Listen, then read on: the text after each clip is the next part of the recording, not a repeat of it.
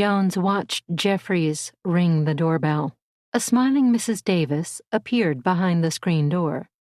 "Mr. Jeffries and Miss Jones, thank you for coming so quickly." Jeffries put on his shit-eating grin and lied.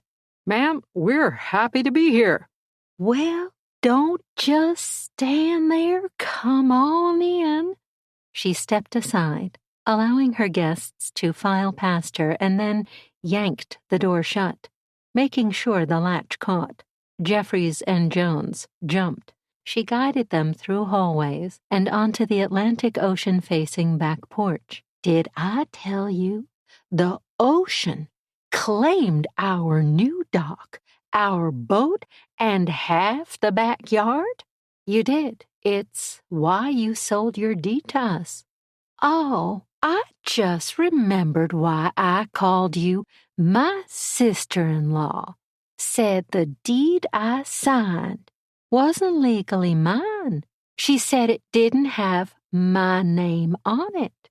Jeffries leaned over and patted Mrs. Davis's hand. "It's all okay. Remember, I explained the entire process. Upon your husband's death, all his assets became yours." The landline phone rang. Mrs. Davis went inside to answer. Jeffries paced back and forth. "Tell me again why we're back here." Jones grabbed his arm and made him turn to her. "To make this right." She opened her purse and retrieved a small, light, throwaway gun fabricated by a 3D printer from a package of 5.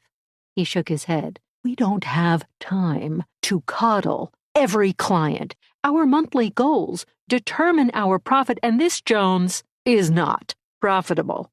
"But necessary," she said, loading the gun with a single bullet.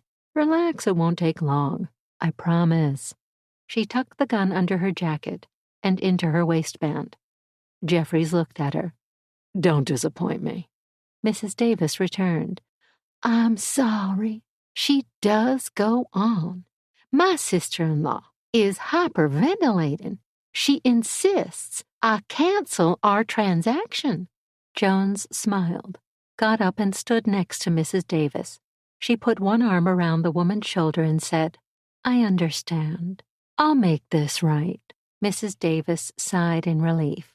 "Thank you, honey. Come with me." Jones glared at Jeffries. "We women will take care of this." Jones led Mrs. Davis into the living room. She knew Jeffries followed them in and walked straight through the house to the front door, where he'd wait for her. Focusing on the old woman, she said, "I bet you spent many years here with Mr. Davis." "Yes, I did." She walked to the recliner and sat. Jones walked behind her, donned a pair of surgical gloves, and massaged Mrs. Davis's shoulders and neck. "How does that feel?" "It's nice, thank you, honey." As soon as Jones felt Mrs. Davis relax, she grabbed the loaded 3D gun from her waistband, held it to the right side of Davis's head, and fired. With her free hand, Jones checked for a pulse.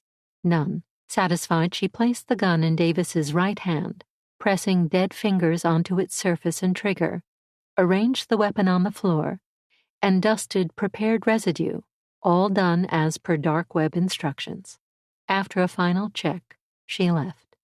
Jones joined Jeffries. They went outside, shut the door, and with her hand through Jeffries's crooked arm, they walked to their car. He held the door for her before going around to his driver's seat. Jones said, "No matter how many times it happens, I get a twinge when it goes suicidal, like poor Mrs. Davis." Jeffrey said, "It's not like we're executing them all. If they sign, fine. If not, suicide says they no longer want to deal with destructive hurricanes and flooding. Our job is to close the deal no matter what the cost." "Look, we both know people like Mrs. Davis couldn't face rebuilding again. Nor could they face going homeless, living under debris, scratching for food, using open-air toilets, or searching for clean running water. Our job saves them from a life of misery." When you put it that way, we're sort of heroes. Definitely heroes.